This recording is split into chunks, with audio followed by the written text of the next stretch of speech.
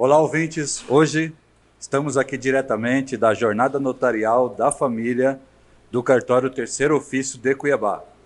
Esse é um evento que é uma abertura que estamos fazendo diretamente aqui da cidade de Cuiabá, mas é um evento nacional. E nosso Colégio Notarial do Brasil está incentivando que os tabelionatos de notas possam divulgar os seus serviços para a população em geral. E hoje tive a grata alegria de fazer o convite a duas pessoas especiais para discutir um tema bastante importante: direito de família e sucessões. Com vocês, a advogada Dinair Souza. Ela atua no direito de família e planejamento patrimonial, Master Coach e mentora de carreira, e é vice-presidente do IMAN, Instituto Mato Grossense de Advocacia e Network. E também com o advogado Felipe Monteiro, atua no direito imobiliário e cidadania, presidente do Jovem Advogado, OAB Várzea Grande, e coordenador do projeto OAB Vai à Escola. Primeiramente, as damas, vamos convidar e dar a palavra à doutora Dinair Souza. Boa tarde, doutor Daniel. Muito obrigado pelo convite. Boa tarde. É muito inovador essa jornada de direito notarial e de família para estar levando para a população um pouco mais daquilo que pode ser feito de modo a maximizar a prestação de serviços, para que as pessoas tenham maior satisfação, maior celeridade dentro das suas demandas, que é aquilo que a população mais anseia. Então, parabéns pela iniciativa e obrigada pelo convite para esse podcast. Sou eu que agradeço, professora, ter a honra a senhora aqui, doutora Dinair. E agora nosso doutor Felipe Monteiro com as apresentações. É uma grata satisfação, obrigado meu amigo Daniel, parabéns pelo trabalho que vem desempenhando. Doutora Dinair, é um prazer ladear aqui hoje esse podcast. A gente sabe que o conhecimento tem que ser propagado. A gente tem esse trabalho, como o doutor mencionou, da OAB Vai à Escola, e o podcast acho que tem essa visão também de levar esse conhecimento facilitado para as pessoas, seja advogado, seja usuário, seja tabelião, né? Então, hoje vai ser uma grata satisfação poder fazer parte desse momento revolucionário, eu diria, até aqui em Cuiabá, com a sua boa intenção, doutor Daniel. Maravilha! Hoje nós vamos debater sobre o planejamento patrimonial e sucessório e também a regularização imobiliária, né? O planejamento patrimonial, ele se inicia desde o casamento, né? Exatamente. Até o evento morte, é claro. E também o planejamento sucessório é para o momento de antes da morte a pessoa já se planejar com a sua herança, com seus filhos, com a distribuição dos seus bens. E eu quero começar questionando a vocês sobre os instrumentos notariais utilizados para o planejamento patrimonial e sucessório e a importância disso. Vamos começar com a doutora Dinair novamente. Bom, como você mesmo disse, o planejamento ele é essencial em todas as fases da nossa vida. Antes mesmo do casamento, já na fase de namoro, é preciso se planejar. Eu quero que esse namoro seja visto com um possível efeito de convivência ou não, porque a gente já pode começar daí, fazer um contrato de namoro, é um ato notarial que as pessoas às vezes não conhecem e que deve ser aplicado. Então já ficou aquele namoro, está ficando um pouco mais sério, mas a intenção não é de levar a possibilidade de uma eventual partilha, de chegar a buscar posteriormente uma equiparação a uma união estável e levar a cargo uma partilha de bens. Então fazer um contrato de namoro. Feito isso, antes do casamento, é preciso buscar, saber, consultar o seu advogado de confiança, novamente, a gente coloca aqui um especialista, porque advogado clínico geral não é para isso, tá?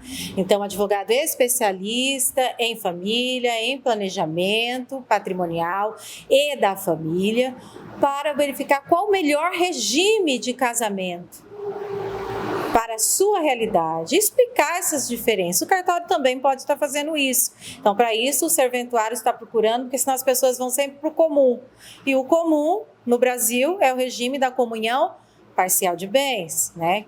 E é possível, além de tudo isso, fazer o pacto antinupcial, né? Além de vou optar pelo regime de separação de bens, tem que lembrar que não é só fazer a separação de bens.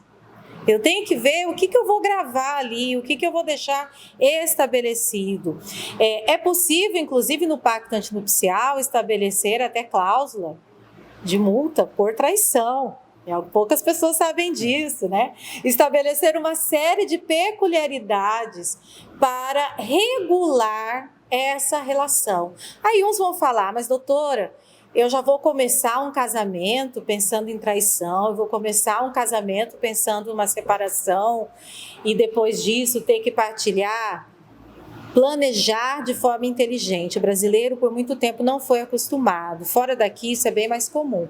Mas no Brasil, hoje, nós já temos visto muito mais pessoas procurando fazer esse planejamento. Tá? E é preciso conhecer esses instrumentos. Então, o casamento precisa ser, sim, planejado. E depois disso, já estando ali, a gente vai chegar num outro ponto da vida. Não é só quando eu estou perto de morrer, primeiro que a gente nunca sabe quando vai morrer, né?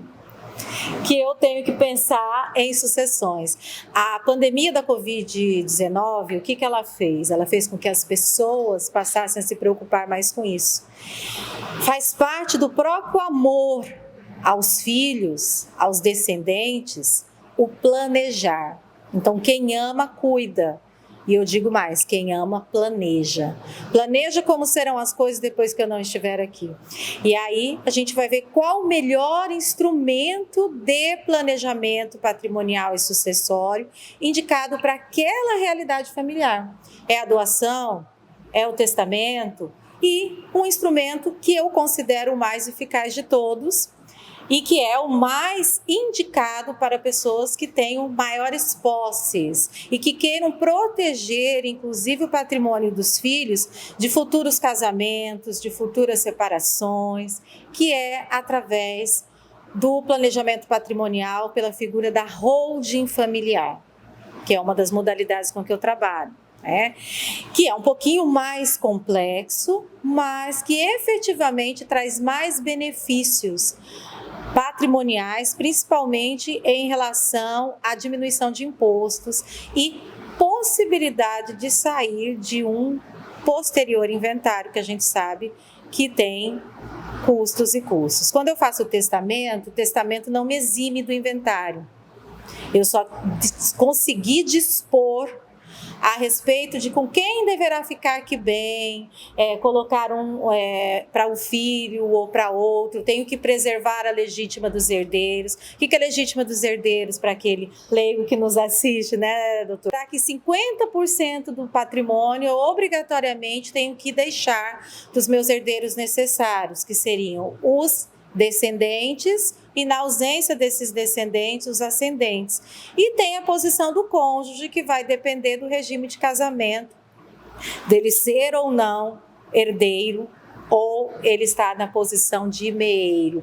Mas tudo isso tem que ser observado para fazer um testamento. Então, é um instrumento que também precisa ser feito por um profissional capacitado, antes de ser levado a termo no cartório. Mas ele não exime, que muitas pessoas acham, meu pai já fez um testamento, já está garantido, eu não vou ter que fazer inventário. Não, precisa fazer inventário.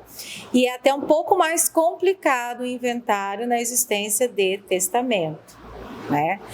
E se eu quero realmente preservar, eu posso procurar esse benefício da holding familiar e estar ali buscando o meio mais eficaz através de um sistema, que holding é um sistema e não uma única empresa. Não significa simplesmente passar os bens para uma pessoa jurídica, é muito mais que isso. Existem cláusulas que precisam ser colocadas, tem toda uma estrutura para viabilizar o melhor caminho para a sua realidade familiar e patrimonial. Tá? E o cartório é um parceiro dentro de tudo isso, no sentido de que nós precisamos, para muitos desses instrumentos, da figura do cartório. Então, quando o cartório se dispõe a abrir esse espaço para nós, através da jornada notarial, para estar falando, a gente está esclarecendo também para os nossos clientes, né? Aquela questão, né? Existem as custas de cartório, elas também podem ser minoradas, dependendo do planejamento adequado. Então, as questões o que eu vou ter? Vou ter um gasto menor num eventual morte. O que eu vou deixar menos problemas para os meus descendentes, considerando a minha realidade patrimonial? Se esses bens são isentos de imposto de TCD, se esses bens não são isentos, qual seria a alíquota aproximada, para demonstrar para o cliente qual que é a redução que ele teria adotando um regime, um sistema ou outro sistema, né? Então, não é uma coisa assim, de falar assim, olha, o planejamento patrimonial é uma fórmula matemática que aplica-se igual para todo mundo. Não.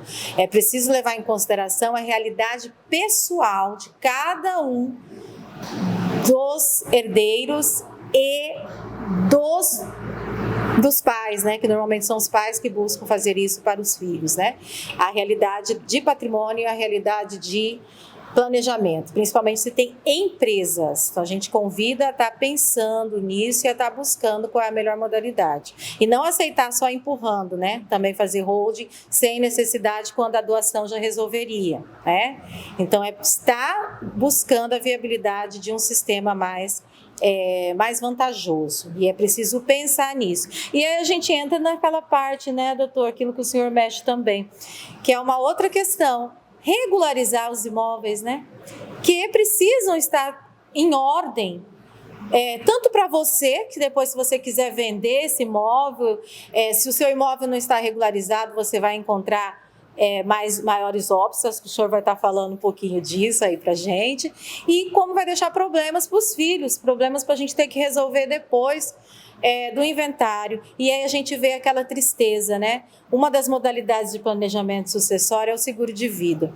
E aí a gente coloca assim, eu vou deixar um seguro de vida para que o meu filho possa, depois da minha morte, usar esse dinheiro para regularizar, pagar o inventário, regularizar os bens que eu estou deixando bagunçado. Então, peraí, vamos planejar primeiro e vamos deixar em ordem aquilo que é possível naquele momento, né? O que o senhor acha disso, doutor? Com certeza, com certeza. A gente não tem essa tradição, né? Muito bem colocado pela doutora. Quem ama, cuida, e quem cuida, planeja, né? Exatamente. Tem que planejar. Uma das situações que a gente verifica é com relação, já começando aí, pegando ainda o ganchinho lá do início da pergunta, com relação ao regime de casamento. Se a pessoa tem um namoro e começa a morar junto, é o que mais acontece. E a pessoa já tem um imóvel ou paga ali um financiamento de um imóvel, e aí no decorrer do namoro aquilo se transforma em uma união estável, o que acontece? A pessoa, o seu cônjuge, seja ele homem ou mulher, ela vai fazer parte dos pagamentos das parcelas. E ela tendo como provar isso? Então isso é interessante. Às vezes você tá, não, eu adquiri antes o imóvel é meu desde sempre, e aí no decorrer da união estável acontece essas parcelas vão se comunicar, né, dentro do patrimônio do casal. Então, eu costumo falar que a união estável é um contrato ruim, né? É um contrato ruim porque ele é um inseguro, ele é difícil de você comprovar algumas coisas. Então, o casamento é a melhor forma de você efetivar. As pessoas têm medo do casamento, né? É só escolher o regime certo, né? Tem medo do casamento e pelo contrário, o casamento feito no cartório, com uma orientação profissional, com um regime de bens bem escolhido, né, bem orientado, ele se torna uma bênção realmente, né? Eu recentemente formalizei meu casamento no terceiro ofício aqui no cartório do Daniel, e quero deixar já registrado o nosso excelente entendimento que a gente teve perante o cartório. Mas passando aí, após esse casamento, após esse regime de bens, após toda essa formalização, o que acontece? E chega muito lá no escritório da gente. Esse imóvel é meu, tá aqui, ó, eu tenho o contrato de compra e venda. Esse imóvel era do meu pai, tá aqui o contrato de compra e venda. Isso aí é cerca de 80% das pessoas que chegam no meu escritório, eles relatam essa situação. Falam, ó, eu quero só ver o que precisa ser feito e apresentam um contrato de compra e venda, muitas das vezes nem reconhecido firma, né, no nome ali do vendedor. E aí a gente se depara e fala, como que nós vamos explicar isso para as pessoas? Explicar que aquele contrato, ou muitas vezes a escritura pública feita mesmo no cartório, aquele instrumento público também não garante a propriedade daquele bem, e somente a posse. Né? Então a gente começa nesses detalhes que para nós do direito às vezes é simples, é claro, mas que para o leigo é distante. Né? Então esse contrato de compra e venda que todos vocês têm, ou que vocês já conhecem, ou que a maioria das vezes a gente formaliza uma compra, principalmente do imóvel, ele garante a sua posse, né? Ele é uma transferência, uma das formas de você comprovar a sua posse. Lembrando que existe a escritura pública, né, de transferência, de cessão de direito de posse. Então essa escritura é a forma mais legal de você transferir essa posse. Mas o contrato de compra e venda a gente consegue evoluir também com relação à comprovação da posse. Felipe, mas qual a diferença dessa posse? Na posse, você não consegue, por exemplo, financiar o seu imóvel ou comprar ele com uma carta de crédito, ou você, caso aquela pessoa que seja real proprietário venha sofrer uma execução, venha sofrer algum abalo no seu patrimônio, a hora que pesquisar lá vai falar, não, mas isso aqui é do João. Mas o João foi proprietário desse imóvel em 1980, e aí como é que eu vou executar o João agora e pegar esse imóvel que já passou para 3, 4, 5, 10 donos, né? 10 possuidores. Exatamente. A propriedade somente, no Brasil somente, só tem esse, é o único caso, ela se estabelece apenas com registro na matrícula do imóvel. Né? Não é nem só fazer, né? Fazer a escritura em si. Eu preciso fazer a escritura e preciso fazer o registro verbal na matrícula, ainda tem isso. E às vezes isso pode ser feito em 2 cartórios também, né? Exatamente. Então, o primeiro passo é esse, é verificar essa legalidade desse documento que a pessoa tem, a pessoa entender que esse contrato de compra e venda, feito muitas vezes na imobiliária, ou feito... ou aquela questão que pega na internet, cuidado com esses contratos. Ele não vai ter efetividade na questão de propriedade. Acho que é o primeiro ponto que a gente tem que esclarecer hoje aqui. Muito bem, estamos aqui na Jornada Notarial da Família, do Cartório do Terceiro Ofício de Cuiabá. E vejam que o assunto é bastante complexo, mas também muito instigante, porque realmente as famílias elas precisam se proteger, não é verdade? E vejam a importância de um profissional, de um advogado especialista na área. É muito importante. E a gente costuma olhar e ver que o advogado é uma peça fundamental nesse sistema do planejamento patrimonial e sucessório, porque o cliente tem que buscar aquele profissional de confiança, que tem uma certa integridade no mercado, que já tem muitos anos de serviços prestados, não é verdade? E agora eu quero que os doutores possam abordar como que as famílias podem se planejar para proteger o patrimônio através das gerações, né? Utilizando o planejamento patrimonial. Os doutores já são especialistas no assunto, têm muito conhecimento na prática. Eu quero que aborde isso. Uma frase que eu gosto muito, que fala assim, você não pode viver para sempre, mas o seu legado pode. Então, o Brasil, as pessoas, as famílias têm que começar cada vez mais a pensar em deixar um legado, que é aquilo que vai ficar como o seu símbolo no mundo. Então, já pensou? A gente pensa às vezes só em questão de bens imóveis, mas existe mais que isso. Por exemplo, aquela empresa que está na família há 10 anos, 20, 30 anos, e de repente, em uma geração, 2, ela não está mais. Por quê? Porque eu não fiz um planejamento até mesmo para passar esse bastão desse meu legado. Então, foi-se o tempo que, assim, tirando as classes mais baixas, aquilo que se adquiria era a casa própria, o grande sonho da casa própria. E ter uma casa e pronto. Hoje as famílias que já tem um pouquinho mais, vão falando, eu quero deixar um pouco mais para os meus filhos. Então, aí vai construindo algo. Não é um império, não é nenhum Rockefeller aqui, então não preciso me preocupar. Não, mas você teve tanto esforço, tanto suor para construir um patrimônio. Você comprou um sítio que você queria por tanto tempo, hoje você tem. Tem a casa aqui, tem alguns imóveis que você pensou na sua velhice, os profissionais liberais precisam pensar nisso, né? Que a gente não tem a nossa aposentadoria, ficar dependendo só de INSS, não é lá essas coisas. Então, muitos começam a investir, por exemplo, adquirir imóvel para locação, ou tem uma propriedade rural, a renda. Então, por mais pequeno que você ache que aquilo é seu legado para os seus filhos, para os seus netos. Então, tem que ser pensado esse planejamento para que o legado exista, para que você se perpetue e o seu patrimônio possa passar para as gerações. E aí a gente tem que buscar esse planejamento para encontrar o sistema mais viável, como eu disse, para a sua realidade. Então, construir um sistema que vai permitir. Então, a gente vai analisar, por exemplo, olha, dentro desse grupo de imóveis que você tem algum que você pretende vender em um curto espaço de tempo? Ou não? Esse imóvel é algo que você construiu para ser mais permanente, até para ver essa viabilidade. E a gente passa esse patrimônio pelo sistema da holding para uma pessoa jurídica. Porque pessoa jurídica pode permanecer, pessoa física, um dia ou outro vai morrer. Agora, a pessoa jurídica não. A pessoa jurídica, bem gerida, então veja, não é uma empresa só para operar com riscos do mercado, é um cunho de proteção do seu patrimônio.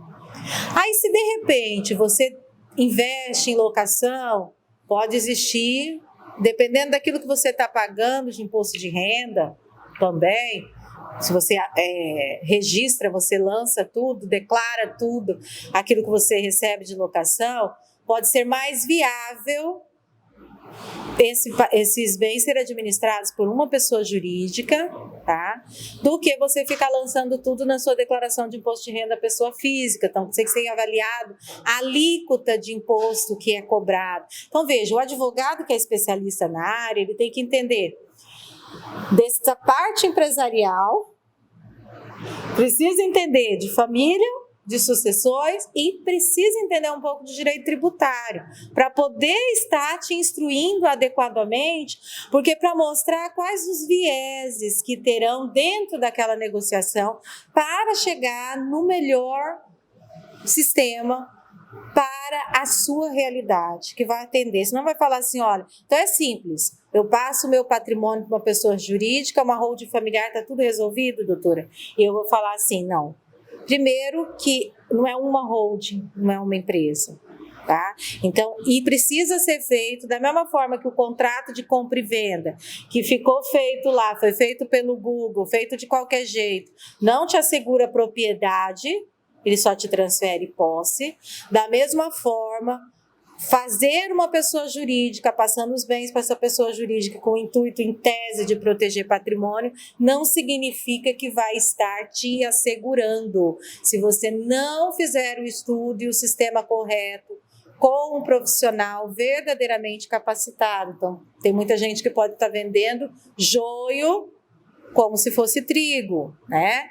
Por quê? Porque a pessoa chega para mim às vezes, eu já tenho aqui, já foi feita essa empresa, o contador falou que isso aqui era uma holding, e você vai ver, não era. Era uma mera sociedade, passou os bens para ali, vai ter que ter inventário do mesmo jeito no sistema que está. Tá? Existem cláusulas quando a gente faz uma holding bem feita, que, por exemplo, o patriarca, né, vamos colocar assim de legado, né, o patriarca, a matriarca, continua, eles vão continuar na administração. Eles ficam com uma cláusula que a gente chama de golden share, que é uma cláusula que eles têm, mesmo que fique com 1% de uma empresa, aquele 1% vale mais do que a divisão lá para os filhos já. É possível colocar cláusula de incomunicabilidade com o eventual casamento, não entrar em partilha aqueles bens. Pelo menos o patrimônio que chegou para os filhos, vindo dos pais, dentro do sistema de holding vai estar o salvo de um divórcio futuro, né? De uma dissolução de união estável, de coisas mal feitas pelo fato que às vezes eu não preciso planejar. Não, a gente ama exatamente por isso, a gente planeja. Não é questão de desconfiança, é que as coisas mudam. Então a gente precisa ter as coisas bem estabelecidas para evitar problemas futuros.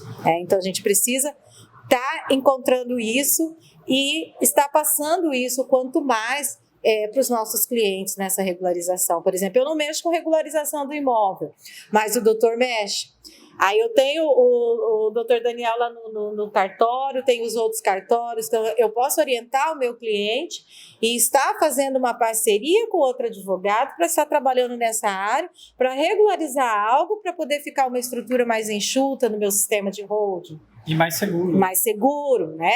Então, é aquela questão assim, cada um fazendo. Quando a gente faz um trabalho sério, a gente sabe, inclusive, as limitações e quais os profissionais que a gente precisa procurar para estar apresentando para o nosso cliente o melhor resultado, que acho que é isso que importa, né? O resultado em si. Realmente, eu entendi, doutora, que o sistema de planejamento patrimonial é um verdadeiro sistema, bastante complexo, mas que o profissional da área ele consegue trabalhar bem os instrumentos para entregar segurança às famílias, né? E o nosso tema aqui é a Jornada Notarial da Família, e a gente busca realmente trazer segurança ao patrimônio, à manutenção do legado, né? Aí eu quero fazer uma provocação aqui para o doutor Felipe, dizendo assim, que a doutora já disse ali que não precisa ser um grande patrimônio para se deixar um legado. Mas é só pobre só pobre, às vezes, que não pode fazer um planejamento patrimonial, ou o pobre também pode fazer planejamento patrimonial, doutor? Eu indico, é uma ótima provocação essa, Daniel. Eu indico que principalmente o pobre, né, principalmente as pessoas de menor renda, né, de baixa renda, façam um planejamento patrimonial. Por quê? Porque é ele que vai sofrer. Ele não vai ter nem o dinheiro para arcar. Os reveses de uma ausência de planejamento. Então, principalmente, a gente tem vários projetos de lei nacionais sobre ensinar o direito na escola. E eu acredito que essa deve ser uma das matérias primordiais. A questão de aquisição de propriedade e regularização de propriedade. Normalmente, cerca de 80%, né, 90% das pessoas que vêm com problema, vêm com uma dificuldade de regularização de imóveis ou de planejamento patrimonial, eles têm uma casa, 2 casas no máximo, que é a herança do pai, que é a herança da mãe, o patrimônio que a família adquiriu durante 30, 60 anos. Então, a grande massa das pessoas, elas vão ter um imóvel para regularizar, no máximo 2 imóveis para regularizar. E aí, se esse único imóvel, às vezes hoje, aqui no Mato Grosso, né, a gente tem aí casas em média aí de 200 a 300 mil, a casa é o valor médio de propriedade. Caso esse imóvel não esteja regularizado, ele vai pela metade do preço. Ele vai valer alguns tostões. E é o que acontece no inventário, né? Ainda tem que vender o bem para poder arcar com os custos. Então, é muito, muito importante, eu acredito, a gente deixar bem claro. Primeira coisa, faça a sua escritura de compra e venda do imóvel na hora de adquirir seu imóvel. Registre essa escritura à margem da matrícula do imóvel. Felipe, o que é matrícula? Matrícula é a certidão de nascimento do imóvel. Aqui é uma fazenda enorme, de número 100, e ela foi desmembrada em 100 lotes. Então vai ter a matrícula 101, 102, 103, né? E aí meu pai comprou a matrícula 104. Aí essa matrícula a gente tem escritura, né? Fizemos uma escritura com um proprietário dessa fazenda, desse lote maior, e aí agora a gente vai registrar. A hora que a gente for registrar, a gente vai lá no cartório de registro de imóveis, algumas comarcas pequenas que nos assistem, né, cidades menores, um cartório só vai fazer muitas das vezes tanto a escritura quanto o registro de imóvel. Nas comarcas maiores já são 2 cartórios que você vai fazer essa situação. Mas, Felipe, às vezes tem um custo isso, e esse custo, como é que funciona isso com relação ao bem? O custo a gente pode te garantir, eu acredito que a doutora pode avalizar, é bem menor do que você ter esse problema para resolver no futuro. Então, após esse registro da matrícula, Felipe, eu não consigo fazer esse registro, não consegui fazer essa escritura. Eu tenho como regularizar? Eu já estou perguntando, né? Eu tenho como regularizar o imóvel? Existem várias formas de regularizar esse imóvel. Antigamente, a gente teve algumas grandes empresas que fizeram grandes loteamentos, né, no Brasil todo, principalmente aqui no Centro-Oeste, Norte, Nordeste, e essas empresas faliram, seja por troca de moeda, seja por plano econômico, seja por má gestão, e aí a gente não consegue mais fazer a escritura. Às vezes foi parcelado aquele valor, aí depois da quitação a gente não consegue avançar no registro dessa matrícula. E a gente tem alguns caminhos, e a gente quer não destrinchá-los, mas apenas deixar claro que existem esses caminhos para vocês seguirem, né? O primeiro deles é o chamado de adjudicação compulsória. É onde eu tenho uma escritura, onde eu tenho um contrato, onde eu tenho uma prova inequívoca que eu adquiri e quitei aquele imóvel e que, por questões diversas, eu não consigo achar o proprietário para poder formalizar. Né? Então, seja porque faleceu, seja porque é uma empresa que faliu, enfim, seja por várias situações. Então, essa adjudicação compulsória eu posso fazer diretamente no cartório também. Então, uma grande inovação que a gente trouxe, antes era 2, 3, 5, 10 anos na justiça para a gente conseguir regularizar um imóvel, hoje a gente consegue fazer a adjudicação compulsória pelo cartório. Além disso, a gente tem também a uso capião. O uso capião, em quase todas as modalidades, a gente consegue realizá-lo também através do cartório. Ainda há muita resistência, né, Daniel, dos cartorários de fazer, há um preciosismo, né, um legalismo, né, é um medo realmente por ser uma legislação relativamente nova, né, ela veio com o Código de Processo Civil de 2015 e aí se materializou, se destrinchou-se um pouco mais com o provimento 65 de 2017 e aí nesse provimento do CNJ a gente vai ter o passo a passo, quase que didaticamente, né, sobre como realizar esse uso capião. Felipe, é para todos os usos capiões, né, todas as situações de uso capião que eu posso fazer no cartório? Não, são poucos, é quase que uma doação, né? É aquele uso capião perfeito, vamos dizer, né? Que a gente tem uma robustez de documentação, uma robustez de material necessário ali, quase que a ciência do proprietário, enfim, todo um acabouço documental para que o tabelião se sinta seguro. Mas é uma opção que a gente não tinha. Até pouco tempo atrás a gente não tinha. Ele não criou um novo uso capião, mas criou um novo procedimento chamado uso capião extrajudicial. Lembrando que nós temos o uso capião, o chamado uso capião administrativo, que aí é a terceira forma também de regularizar o imóvel, que aí é pela REURB, né, Lei da Regularização Urbana. E que envolve também muito cartório, mas é particular com relação ao ente público, né? Então, é importante deixar bem claro para os nossos ouvintes e para os advogados, principalmente que nos assistem, que vão nos assistir, que o cartório hoje é um grande parceiro da advocacia. Essa desjudicialização, ela tem sido proveitosa, não só para o cartório, não só para o usuário, mas para o advogado, principalmente, que tem o seu tempo reduzido ali de entrega do serviço. É um serviço mais limpo, no sentido de morosidade, no sentido de despacho, documento, audiências. É um serviço mais célere, é um serviço mais... E seguro tal quanto uma sentença judicial transitada e julgada. Então, é muito importante trazer isso para esse debate, que é esse leque, né?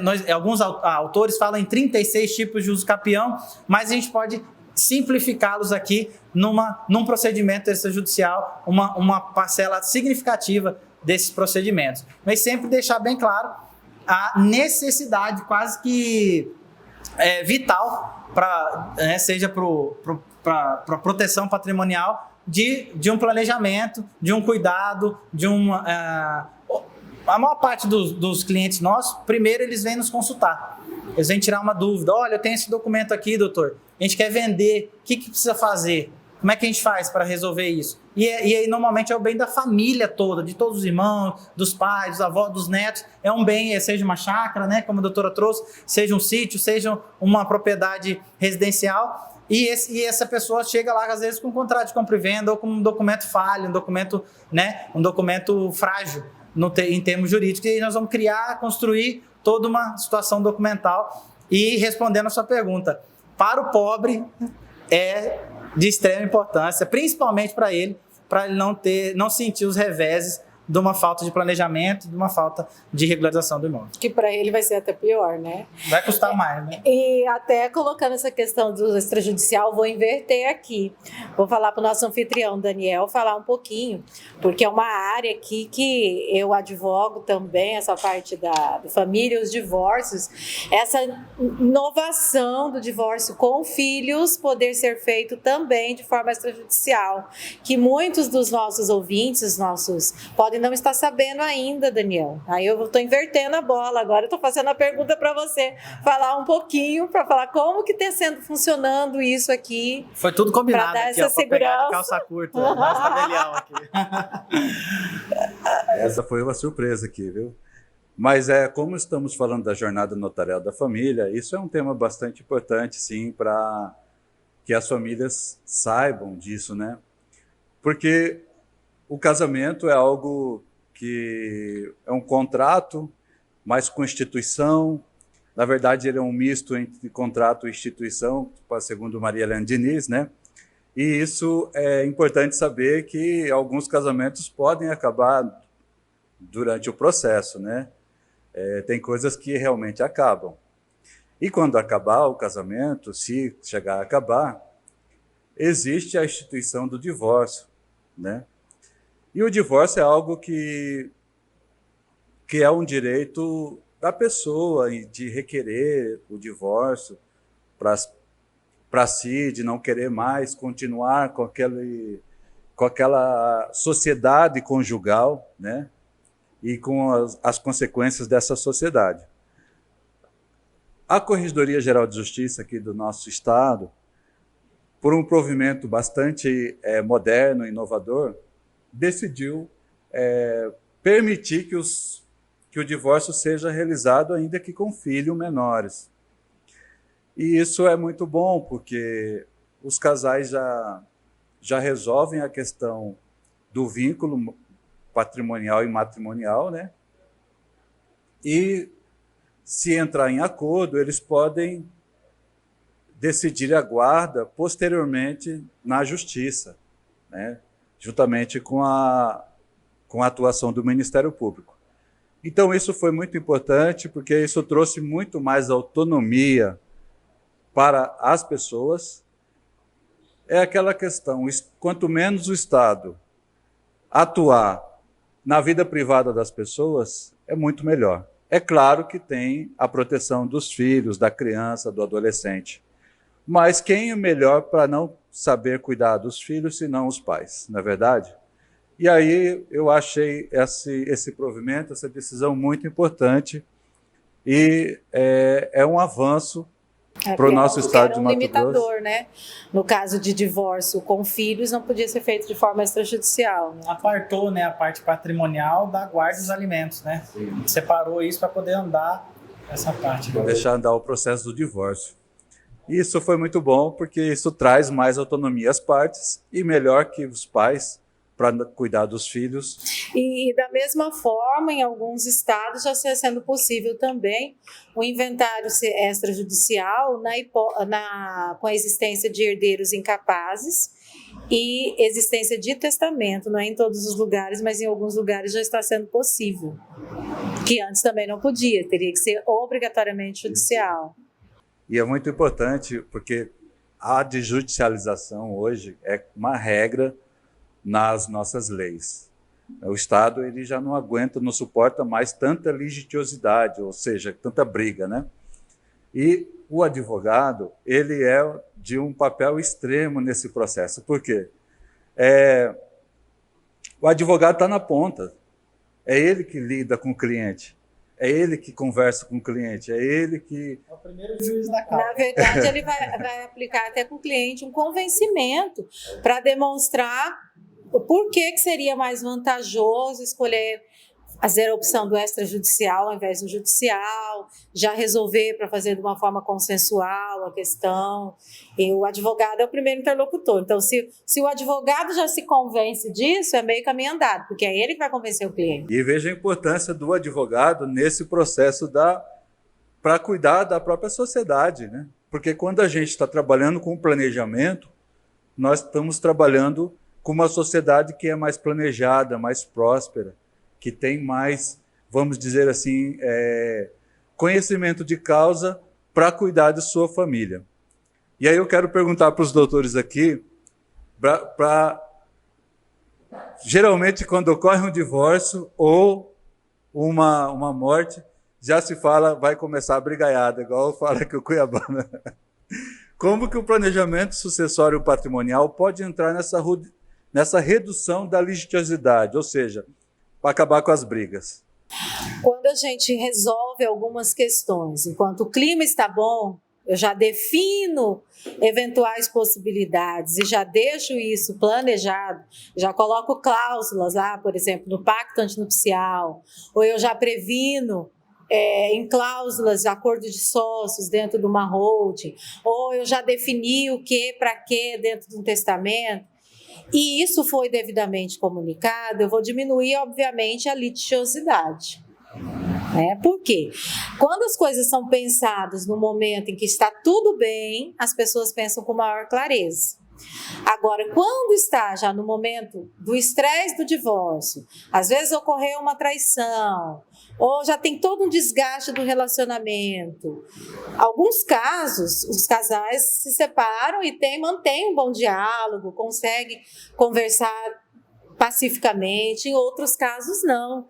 Então, por isso é importante o advogado que tenha um conhecimento que vai além do aspecto jurídico, né? Então, o advogado, não é que ele vai ser o mediador na causa, mas o advogado que tenha mediação dentro da sua formação, como habilidade, soft skill, que a gente chama, né? Que são as habilidades, a habilidade da mediação, da negociação, porque esse advogado vai estar auxiliando esse casal a chegar no denominador comum. A união acabou, não tem mais o porquê continuar junto, mas existem coisas a serem resolvidas e que, se não foram pactuadas antes, não foram pensadas antes, terão que ser decididas naquele momento de estresse. E aí a dependência depende muito do advogado que conduz isso, para conseguir apaziguar ou não, porque existem, infelizmente, advogados que ainda estimulam o litígio, que querem a contenda. Então, se a gente for ver assim, olha, o custo mesmo de um divórcio com um advogado só é menor do que se for para o litigioso 2 advogados, cada um pagando um. Já começa daí, né? O inventário é a mesma coisa. Se eu tiver que fazer um inventário e todos concordarem, são todos herdeiros, maiores, capazes, já decidiu, eu vou no extrajudicial, é bem mais rápido e é menos oneroso. Desde que esteja tudo regular também, né? Porque às vezes um impasse que tem para o extrajudicial é de ter documento faltando, né? De não ter a regularização dos próprios imóveis. E outra é a contenda dos filhos, né? Então tem que observar que, independente, se não deixou testamento, o mesmo direito que A tem, B tem, e vai ter que chegar num denominador comum para fazer a melhor forma de partilha que satisfaça, mas sempre vai ter, quando a briga, aquela questão, né? Ele ficou com o melhor pedaço, o que tocou para ele foi melhor. Então, assim, essa habilidade do advogado é essencial para chegar nessa construção. Então, infelizmente, na maioria das vezes, a gente vê, separação vai ter briga.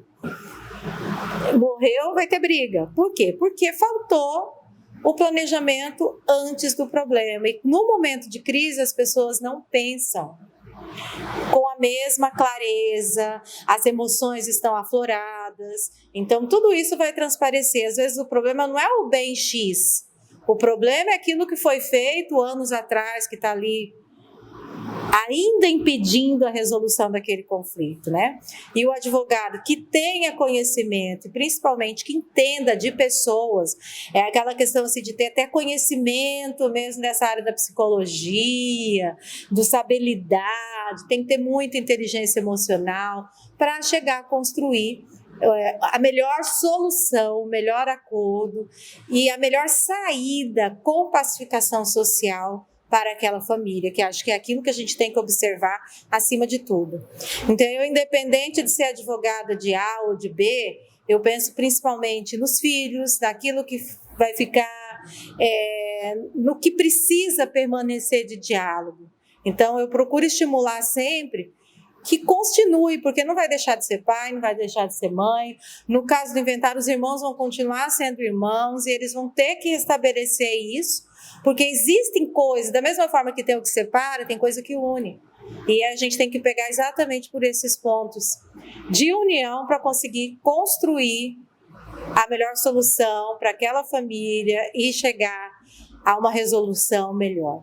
E aí a gente vê, quando o trabalho é bem feito, a maior satisfação é quando você vê posteriormente a parte contrária que te pegou, né, num processo de divórcio ou no inventário te procurando depois. Não, doutora, a senhora foi advogada da minha ex-esposa, mas eu gostei tanto que agora eu quero ficar com a senhora nesse novo caso aqui, porque eu gostei da sua postura. Então, é independente, não é guerra, e advogado com advogado também não tem porquê estar levando as coisas para uma guerra, não é uma batalha, não, a gente tem que construir o melhor, a melhor resolução, sempre. E a pacificação tem que ser o nosso objetivo em qualquer caso. Essa semana eu tive um caso interessante de que o divórcio não foi a melhor escolha. Então a gente foi apresentado para nós o casal, com os problemas do casal e com a primeira alternativa sugerida pelo casal de divórcio, e a gente conversando e analisando e pontuando os prós e os contras do divórcio na situação que ele estava. Eles falaram, bom, peraí,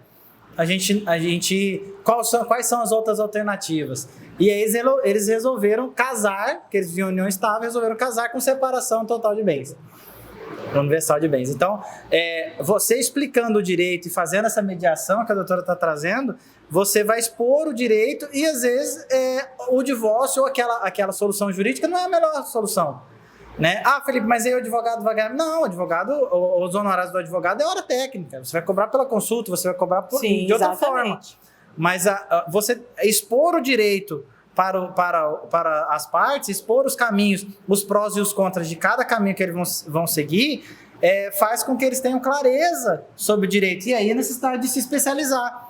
Como é que um advogado vai expor todas as nuances de um problema, principalmente usar ao máximo o serviço extrajudicial, o serviço do cartório, se ele não for especialista na área? Então, muitas das vezes, além da mediação, né, no meio do pampeiro, como a gente utiliza aqui em Cuiabá, né, no meio do pampeiro, às vezes o divórcio não é a melhor solução.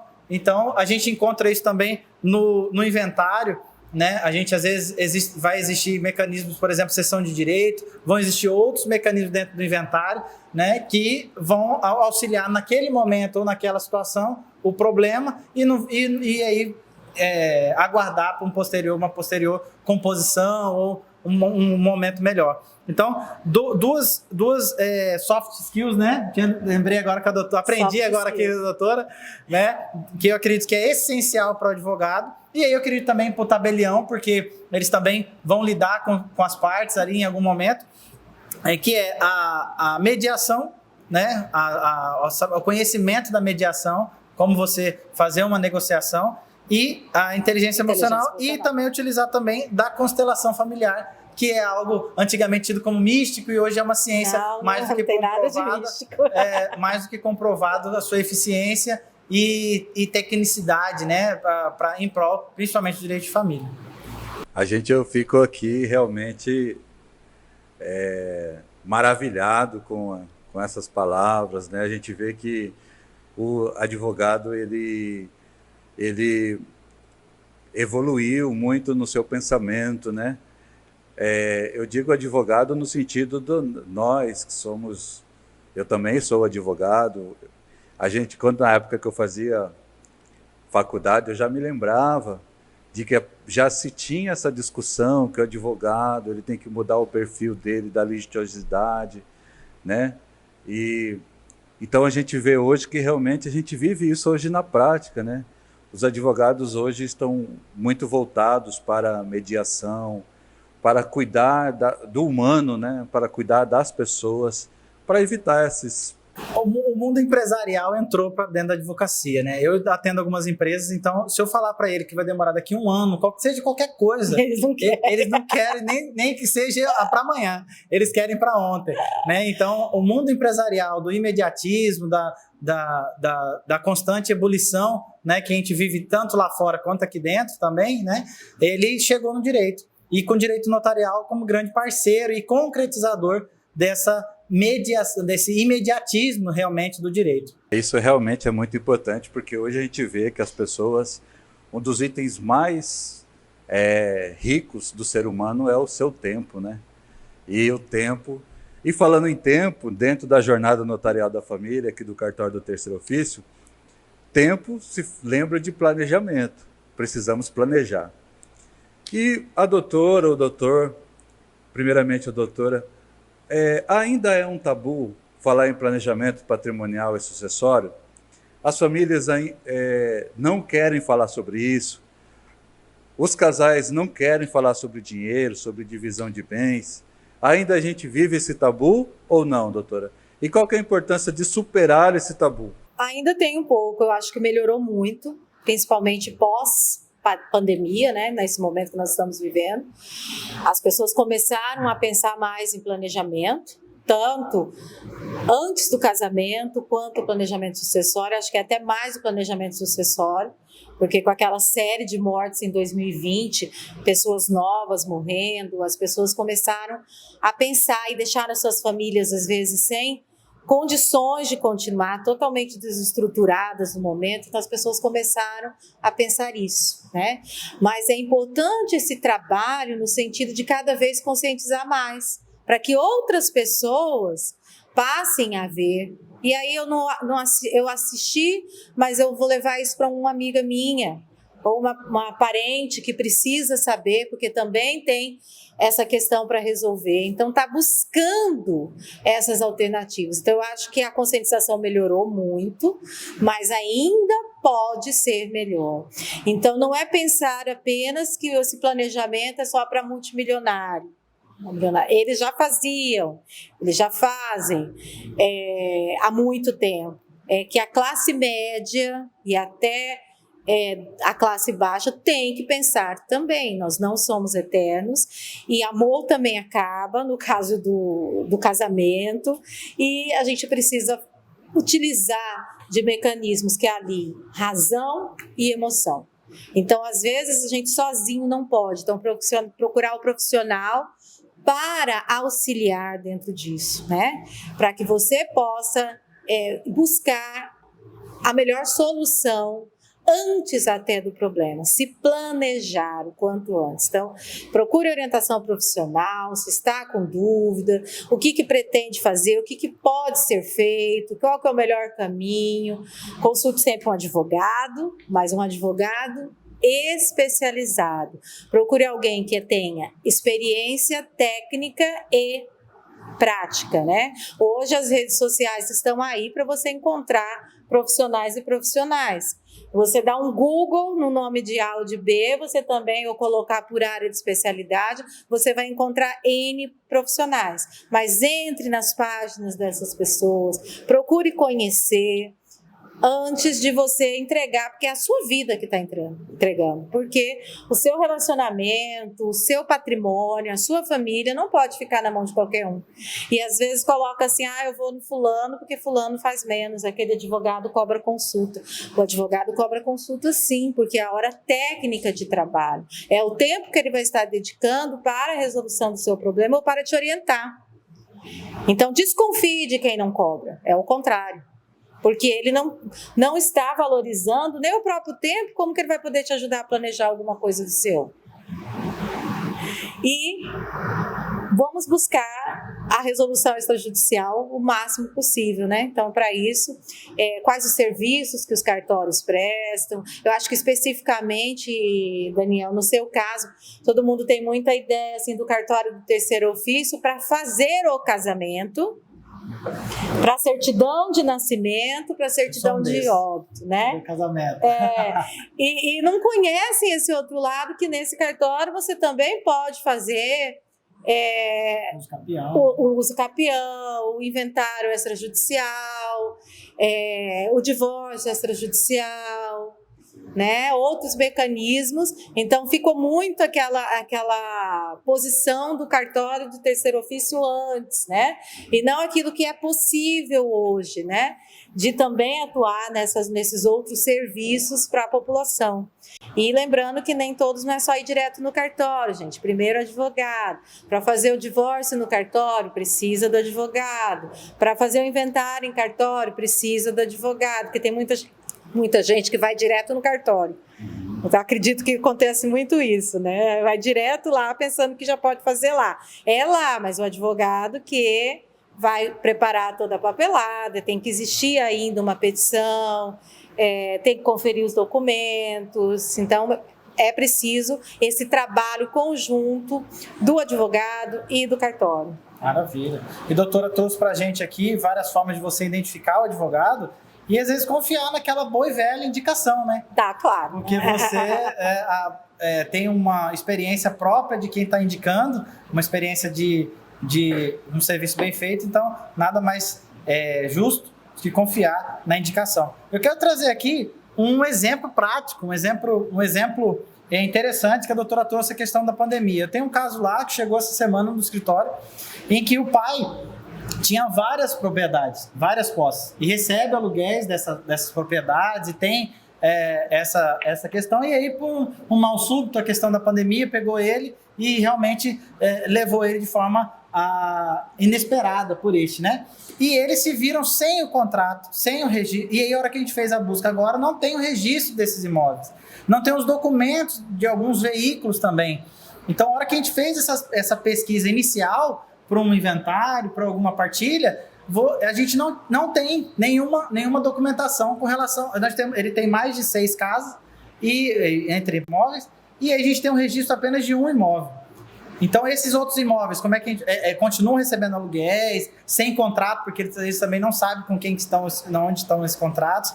Então, olha o desdobramento da dor de cabeça que isso vai ter para regularizar todos esses imóveis, tanto o uso capião até de bem imóvel também. É possível fazer uso capião do carro, dos veículos, né? Quando mais de 3 anos na posse dos veículos. Como que nós vamos fazer?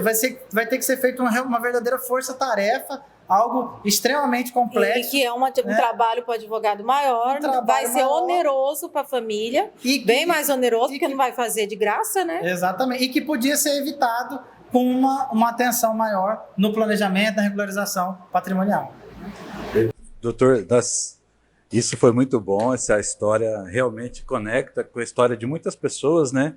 A gente vê isso na prática muitas vezes, tanto o advogado, a advogada que está trabalhando no cotidiano e também no cartório, as pessoas também vão lá procurar, mas é muito importante saber o papel de cada um no processo, né? O tabelião não pode usurpar da função do advogado. O advogado tem o seu papel no processo e um papel muito importante. Muitas vezes, mas só faz esse requerimento para mim. Não dá, porque esse é o papel do advogado. O advogado que tem essa função dentro do processo, seja extrajudicial, seja judicial. Então, é muito importante cada um conhecer o seu papel dentro do processo para que haja uma colaboração, né? Para que haja uma prosperidade entre as partes, não é verdade? E para finalizar, nós já estamos mais de 1 hora aqui conversando, o tempo passa muito rápido, não é mesmo? Ainda mais quando o papo está bom. Ainda mais quando o papo está muito bom. Eu gostaria de que cada um de vocês trouxesse uma mensagem para cada família sobre a importância do planejamento patrimonial, sucessório, E qual que seria a mensagem de vocês, enquanto profissional, é claro, mas também como humano, como ser humano que também passa pelos processos, né? A gente às vezes se coloca muito no papel de profissional, mas a gente também tem as mesmas dores, a gente também vive as mesmas emoções, os mesmos sentimentos, e muitas vezes somos até tomados de súbita surpresa de não ter realizado um planejamento também da nossa família ou de nós mesmos. Então, nós como seres humanos também, qual seria a mensagem que vocês deixariam para a família? E agora, para finalizar, com essa mensagem de cada um de vocês. Toda vez eu falo primeiro. Maravilha. A grande mensagem que eu acredito que hoje que a gente quer passar é a mensagem do gozo do patrimônio. A gente aprende na faculdade que esses bens, essas situações que nós tratamos aqui, são os bens da vida. Os bens da vida daquela pessoa, os bens da vida do cidadão. E quando você constrói um patrimônio, quando você constrói o seu carro, compra o seu carro, compra a sua casa, compra o seu sítio, adquire as suas posses, você pensa no seu gozo, no seu usufruto, mas também no usufruto dos seus descendentes, no usufruto daquelas pessoas que a gente ama. E um pequeno detalhe, que você pode ali dedicar 1 mês, 2 meses, 3 meses, pouco tempo, você pode dedicar para regularizar. Esse pequeno detalhe pode jogar tudo por água abaixo e os seus filhos não ficarem com uma bênção, né? Não uma herança abençoada, uma herança de prosperidade, mas sim uma herança muitas vezes de dor de cabeça, né? A gente deve escolher qual o trabalho que nós vamos ter. É o trabalho de regularizar agora em vida, né? É o trabalho de regularizar nosso patrimônio, ou é o trabalho dos nossos descendentes, dos nossos filhos, terem que regularizar isso aí e de uma forma muito mais difícil, de uma forma muito mais onerosa, e às vezes perder o patrimônio, porque a gente sabe que se a pessoa não registra no imóvel, ela não é proprietária, então ela pode inclusive perder esse patrimônio. Então, preste muita atenção, que esse podcast sirva de conhecimento e de alerta para que vocês procurem um advogado, procurem um profissional para estar regularizando todos os seus bens de forma correta, de forma direito, né? Usar o direito em benefício do cidadão, para que a gente possa usufruir e gozar de todos esses patrimônios. E quero aqui já me despedir e agradecer ao doutor Daniel, agradecer à doutora Dinair, que esteve com a gente aqui e trouxemos, acho que alcançamos o objetivo de trazer valiosas dicas aí sobre o direito patrimonial. Muito obrigado, Daniel. Eu acho que eu já dei dicas e dicas, já deixei mensagens e mensagens, mas eu vou repetir uma coisa que eu já falei hoje. A ideia não é viver para sempre, mas criar algo que o faça. Qual o legado que você está deixando para a sua família, para o seu filho? E além de tudo, não é só o legado de patrimônio, é o legado de responsabilidade. É deixar para o filho o exemplo de uma pessoa que planejou a vida, planejou o pós-vida. Então é muito mais do que simplesmente ter adquirido bens. É ter ensinado os seus filhos o valor desses bens. Então quando a gente fala em planejar patrimonialmente, planejar familiarmente, é até mesmo discutir entre família as diversas nuances, os investimentos corretos. É você, ao invés de esconder as coisas debaixo do tapete, é você discutir com a sua família para crescer juntos, para que os seus filhos conheçam desde o início o valor daquilo que tem, que eu acho que muitas vezes os pais falham porque passam muito tempo trabalhando, vão deixar um patrimônio para os seus filhos, mas eles não ensinaram os filhos o valor dessa vida, o valor desse patrimônio e a necessidade do planejar. Então, é o exemplo que vale muito mais. Então, o seu exemplo de pensar no seu futuro e no futuro da sua família não é para amanhã, é hoje. O seu momento é hoje. O momento de amar a sua família, mostrando isso através de um planejamento eficiente. Então, esse é o meu convite, o meu recado de hoje. Mais uma vez, muito obrigada pela oportunidade. Maravilha, foi um grande prazer estar aqui com vocês, doutores, doutora Dinair, doutor Felipe Monteiro. Maravilhoso, foi um sucesso o nosso podcast, Jornada Notarial da Família, aqui do Cartório do Terceiro Ofício. E é um grande prazer. E nós vamos fazer novos projetos, com certeza vai ter coisa nova por aí, e vamos fazer juntos, com certeza. Foi prazeroso estar com vocês nessa tarde, e quero agradecer aos ouvintes que aprendi muito aqui nessa tarde, hoje, conversando com os advogados, que estão diretamente com os clientes, ver o dia a dia das pessoas, ver como a sociedade está nas suas situações mais de pormenores, não é mesmo, doutores, doutora? E isso foi muito importante para nós, para mim, e especialmente durante a jornada do Cartório do Terceiro Ofício de Cuiabá, hoje foi um sucesso. E vamos continuar com novos projetos, e até o final do ano nós vamos fazer um novo podcast sobre esse mesmo assunto, porque a sociedade precisa saber dessas coisas.